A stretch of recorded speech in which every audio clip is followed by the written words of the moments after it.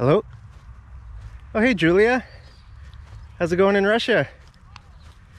Oh, that's great. Yeah, everything's going great here. I've just been posting a lot of stories on my Instagram. Do you think I'm going overboard?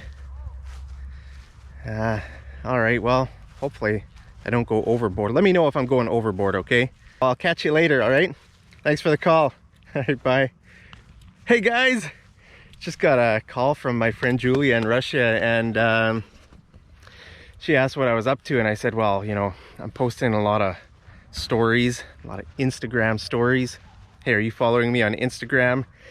Started posting some stories, and I hope I can start teaching a bit more English on my Instagram. So if you're not following me on Instagram, go check me out there and give me a follow. So yeah, do you know what it means to go overboard? To go overboard. I told Julia I'm going over. Am I going overboard? What does that mean? Okay, to go overboard on something means you do something in a way that is excessive or a bit extreme. Okay, so if I say I'm going overboard posting Instagram stories, that means I'm just posting a lot of them. You know, maybe just I'm flooding my Instagram with stories. To flood something means to just to do a lot of them, right? Like a flood, like a water flood, right? If a flood comes, imagine if a flood were to come down from the mountains over there or something, right? The flood would just sweep everything. It would just like it would just cover everything, right? So that's what it means to flood. If I flood my Instagram with stories or with posts or whatever, it means I'm doing a lot of it, okay? So that's what it means to go overboard on something. So it just, like, it means to do anything excessively. So, I mean, anything you can think of. Let's say, you know, let's say your kid is putting ketchup on their food, right? You could tell your kid, hey, don't go overboard. If your kid's putting a lot of ketchup on their food, you could say, hey, son, don't go overboard putting like ketchup on your food, right? You know, then your kid could say, oops, I went overboard. Hear those dogs? I think there's some dogs fighting over there. Man, that's annoying. I wonder if they're gonna stop. You know what I hate?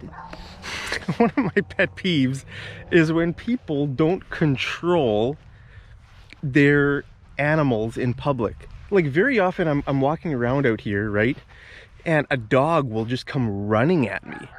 It happens almost every day where a dog will just come running at me. It's like, okay, I'm looking around, where's the owner? Oh, okay, I see the owner. The owner's not doing anything with their dog. Dog is coming charging. It's a bit, I mean, you know, you don't know where this dog is from, what the dog wants, if the dog has friendly intentions or not. You know, so that's a big pet peeve of mine. How about you? What's your pet peeve? Let me know some of your pet peeves down in the comments. A pet peeve is something that just irritates you. It bothers you, right? Like, man, people not controlling their dogs or their kids in a store or something. If kids are yelling and shouting and running all over the place, that's a pet peeve. It makes me think, man, those parents are stupid. They don't control their kids, right? So a pet peeve could be anything, you know, maybe someone slurps their tea and you don't like the sound of them slurping their tea, right? You know, like anything that frustrates you, right? Okay, I think the dogs are gone, so I can keep making my video here. Yeah, so to go overboard could be anything, right? Your kid who put ketchup all over his food, a little bit too much ketchup, could say, I went a bit overboard. I think I went a bit overboard. Right, so or if you're putting sugar in your coffee, for example, I could tell you, hey, don't you think you're going a bit overboard? Just keep dumping teaspoonful after teaspoonful of sugar into your coffee. Hey, Julia, don't you think you're going a bit overboard on the sugar? You know, most people just take like 2 or 3 spoons of sugar. You put like 50 spoons of sugar in there. I don't know if Julia actually puts 50 spoons of sugar in her coffee, but yeah, you get the idea, right? To go overboard on something. So you could say, don't go overboard on that. Or if you do it, you can say, I went a bit overboard. I think I went overboard on that. Okay, so this could be with anything, right? Imagine you're planning a party, right? And you put some decorations up, and you're just making all kinds of different dishes for the party, and you're just trying to do everything like to the extreme, right? Your friend could say, whoa, you went overboard on this. It was just a simple party. You got all the decorations and everything. Wow, you really went overboard. So in that case, it would be a compliment, right? If someone really goes overboard on something, wow, you know, it's like you're telling them they did a lot. Oh, you went overboard on, wow, you really went overboard. Cooked all these different kinds of foods and all this decoration, man, you went overboard. Or you could say, hey, don't go overboard. It's just gonna be a, hey, Julia, yeah, I mean, we're just gonna have a simple party, right? Don't go overboard. Don't put up a lot of decorations.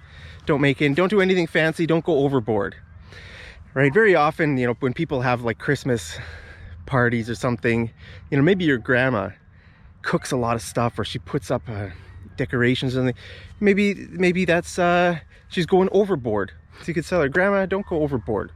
Or maybe she might say, hey, we're not gonna go overboard this year. We're just gonna keep it simple. Right now with the pandemic, we can't really have a lot of guests over, so we're just gonna keep it simple. We're not gonna go overboard this year.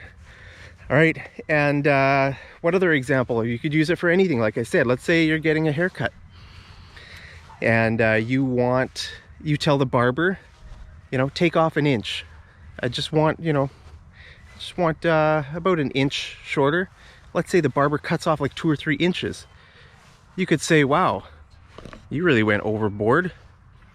Not giving you a tip. You went overboard.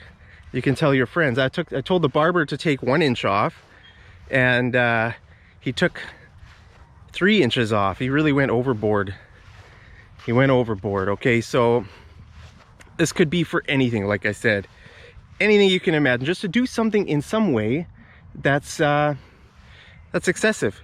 Okay, now to go overboard actually has another meaning. It means if you're on a ship, imagine you're on a boat, or you're on a cruise ship, or any kind of marine vessel, right? The word vessel means like a vehicle, right? So a marine, the word marine means to do with the ocean.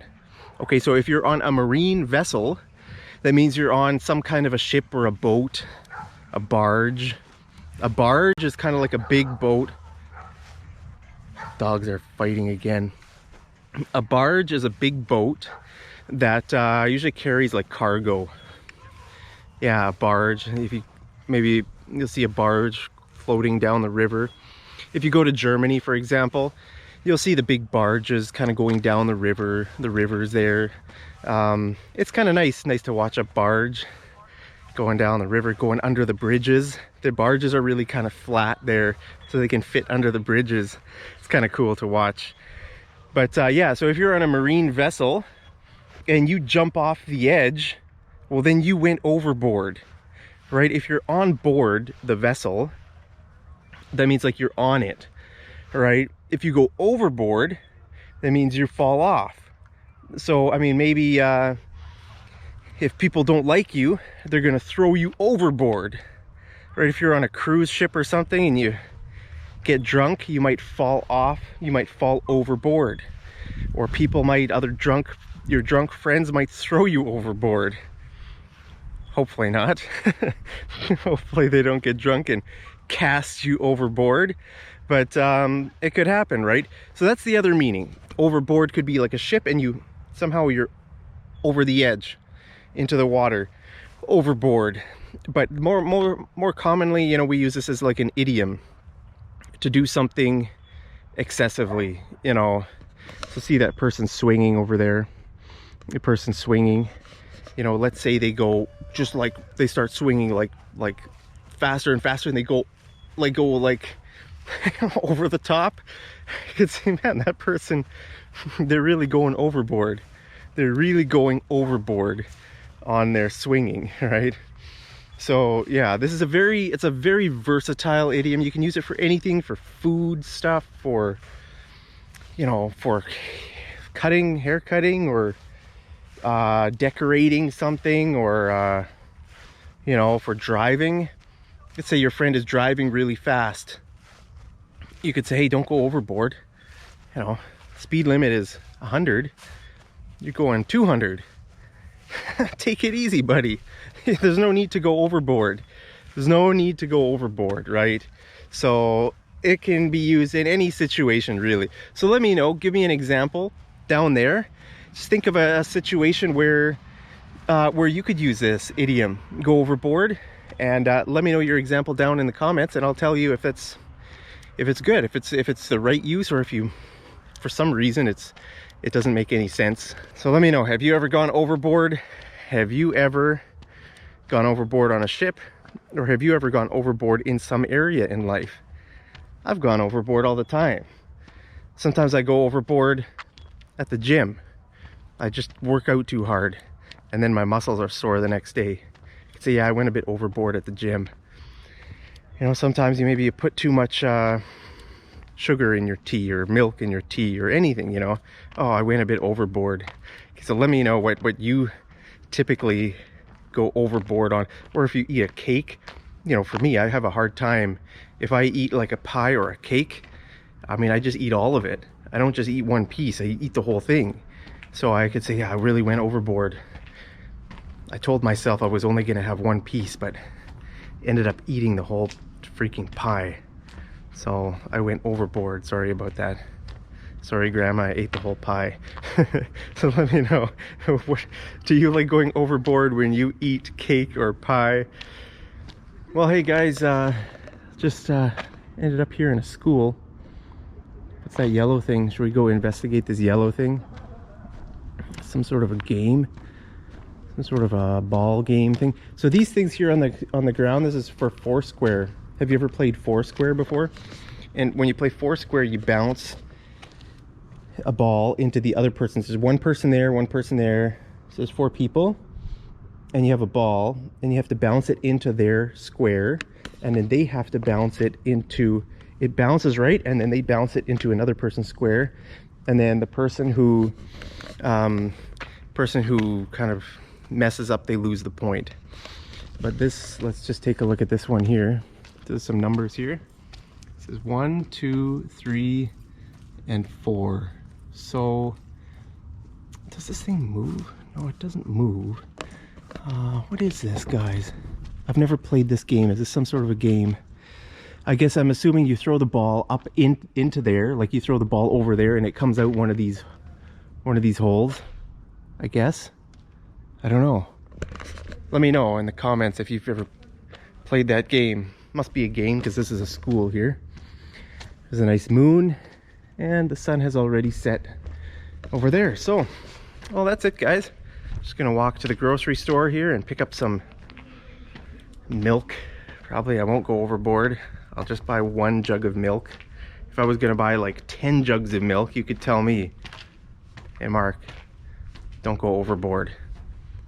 1 jug of milk is enough, 1 at a time. So guys, as always, I love you so much. Thanks for joining me in this video.